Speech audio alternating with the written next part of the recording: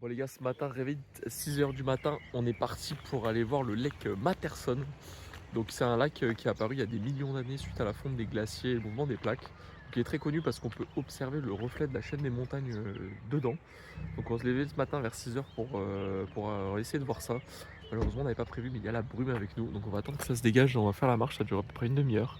Mais là vous voyez, on peut pas voir les montagnes, c'est derrière, mais c'est bouché de chez bouché avec la brume. Donc bon, on va marcher et puis on va se voir un peu là-bas ce que ça donne. Mais pour le moment, c'est pas fou. Et on démarre cette petite marche en passant sur un pont suspendu. Donc ceux-là, on les connaît bien. On les apprécie pas forcément beaucoup parce qu'ils bougent beaucoup. Ça peut être un peu impressionnant. Là, ça va, il n'y a pas trop d'auteur. Il y a une petite rivière qui passe. C'est assez léger comme courant. On voit le fond, donc en vrai, ça va. Et ceux d'hier où c'était beaucoup plus haut et plus dangereux parce que l'eau était vraiment très violente, ça faisait un peu plus peur. Là, ça va, ça se passe nickel. Bon, dans cette région des glaciers, il pleut environ 4 à 5 mètres de précipitation par an, donc ce qui est énorme. Et du coup, voilà ce qu'on trouve sur les arbres, on trouve de la mousse vraiment de partout. Genre vraiment beaucoup, et jusque sur toutes les branches, je sais pas si vous voyez. Donc c'est tellement humide que la mousse pousse de partout, les arbres sont recouverts de partout de mousse. Que ce soit sur les troncs ou les branches en extrémité, c'est un truc assez fou.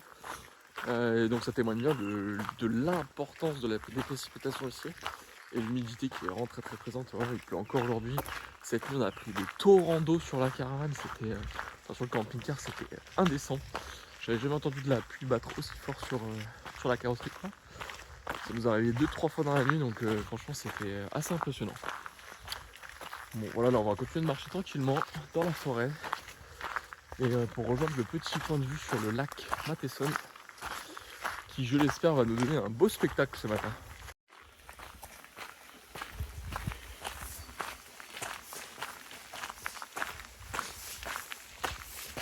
Bon, on arrive au premier point de vue qui nous explique A Perfect Reflection, que depuis 1950 c'est vraiment une scène très mythique et représentative de la Nouvelle-Zélande. Bah, regardez bien, hop là, la Perfect Reflection là des nuages dans le lac. Donc ouais, on n'a pas trop de chance encore pour le moment, ça va peut-être se dégager un petit peu plus tard. On va aller au prochain point de vue, là ça s'appelle le Jetty Bay View. Et après il y a un autre point de vue où c'est vraiment le point de vue de la réflexion totale, mais c'est de l'autre côté, donc il y a encore une petite vingtaine de minutes de marche je crois. Et voilà, hein, ils nous disent vraiment que c'est devenu un incontournable pour les photographeurs, les explorateurs depuis les années 1950 en fait. Et de là, on peut apercevoir à peu près tous les monts, dont le mont Cook qui est le plus grand, à 3724 mètres d'altitude. Voilà. Et il y a toute une chaîne de montagnes, je vais vous la montrer, effectivement, elle est ici. Tac, mont Cook, mont Tasman, mont machin. Donc là, vous voyez, il est censé y avoir la forêt et derrière, la chaîne de montagnes. Voilà, on verra après, hein. On perd pas espoir, on va au prochain point de vue et d'ici là ce sera dégagé.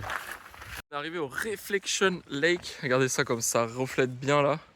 Bon, les montagnes sont pas encore là, il me reste encore quelques nuages, le ciel se dégage derrière, donc avec un peu de chance ça va bouger. Mais putain, regardez le lac miroir que ça fait quoi. On voit tout quoi, regardez, là le bleu du ciel, les arbres, c'est impressionnant. C'est le max qu'on va obtenir, je pense que malheureusement là ça se dégage pas plus que ça. Enfin, le ciel est un peu bleu, mais les nuages restent quand même vachement accrochés sur les montagnes là. Donc voilà, on sortira qu'avec ça. Là, il commence à avoir pas mal de. Ah bah voilà, un petit canard qui passe sur la vidéo, magnifique.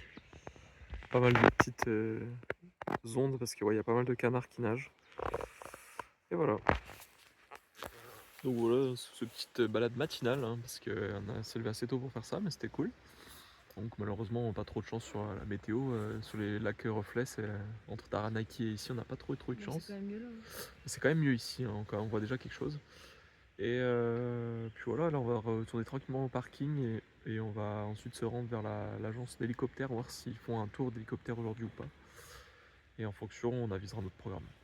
Retour sur le parking, le seul endroit dégagé c'est là-bas. Donc je sais pas ce que c'est comme mont celui-là.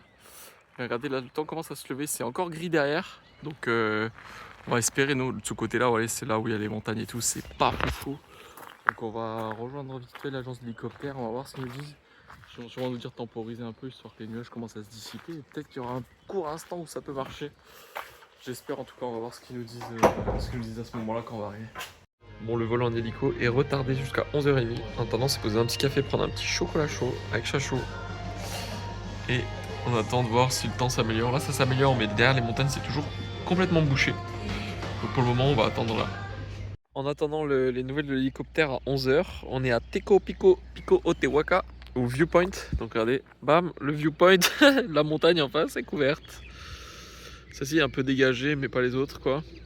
Et voilà, on va se rapprocher un peu. Bon, on tue le temps là, pour le moment, jusqu'à 11h, et puis voilà. Bon, c'est quand même pas fameux, on n'a pas beaucoup de chance là sur les vues. Hein. Bon les gars, abandon de la mission hélicoptère aujourd'hui. C'est le temps ne le permet pas et la dame nous a déconseillé effectivement. Donc voilà, ce qu'on va faire, c'est que on va prendre la route et on va commencer à rouler pour passer de l'autre côté.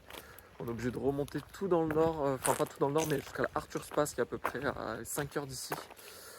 Au lieu de prendre la Aspas qui est fermée pour inondation, et il y a eu pas mal d'éboulements, de problèmes sur la route, donc tout est fermé pendant encore, ça fait déjà 3 jours ou 2 jours je crois, donc on va pas attendre 2 jours de plus. On va passer par un autre chemin qui est ouvert, mais bon, ça implique beaucoup plus de route, donc là les prochains jours ça va pas être très fun, mais bon, c'est comme ça, c'est les aléas. Bon les gars, là le planning il est chargé, il commence à être compliqué parce qu'en fait vu que la passe du sud était fermée, on est obligé de faire tout le tour dans l'autre sens, enfin par le milieu. Donc au lieu de faire 2 heures de route, on se retrouve à en faire plus d'une dizaine. Donc là on est en train de réorganiser le planning, on sait pas trop, on décale les réservations qu'on avait fait pour les endroits. En même temps on essaie de retrouver de nouveaux endroits qu'on n'avait pas prévu de faire pour les faire sur la route, pour pas faire 2 fois la même route. Enfin bref, c'est vraiment un vrai méli-mélo qu'on est en train de se faire. En plus là on est claqué, enfin voilà, c'est compliqué, on va s'en sortir. Mais bon, on croise les doigts pour que le temps soit meilleur de l'autre côté, même si la météo s'annonce pas folle, on n'a pas trop de chance là-dessus non plus, donc c'est un peu genre la pente descendante aux enfers quoi. Mais toujours plus, j'avoue. Mais on espère vraiment que ça va mieux se passer. Voilà, là on s'est arrêté manger un petit bout parce qu'il fallait quand même que je m'arrête après 2-3 heures de route là, et plutôt 4 heures même de route, mais là on reprend la route pour au moins 2h30, 3 heures. Et puis voilà, on va se diriger tranquillement vers Dunedin, ça s'appelle. C'est une des plus grosses villes du sud de la Nouvelle-Zélande. Et voilà. Bon allez, on est parti, il faut rouler. Pas très intéressant, je sais pas. Là voilà, là on s'est arrêté stylé. On est à Arthur Pass. Donc la passe qui est ouverte. La seule passe qui est ouverte pour le moment. Et allez, on est parti!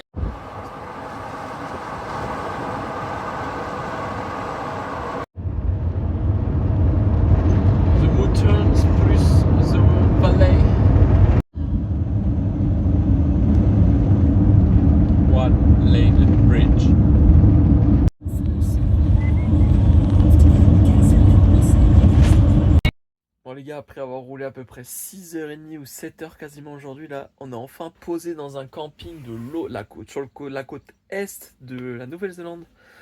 Donc on est remonté, traversé le centre et redescendu un peu sur la côte est. Là, c'était vraiment éprouvant. Là, je viens de prendre une douche, je me suis changé, je suis posé dans le lit, c'est 18h30, je suis au max là, je suis bien là. Voilà, et le camping qu'on a trouvé, c'est une petite aire de camping gratuit dans une ville là, qui s'appelle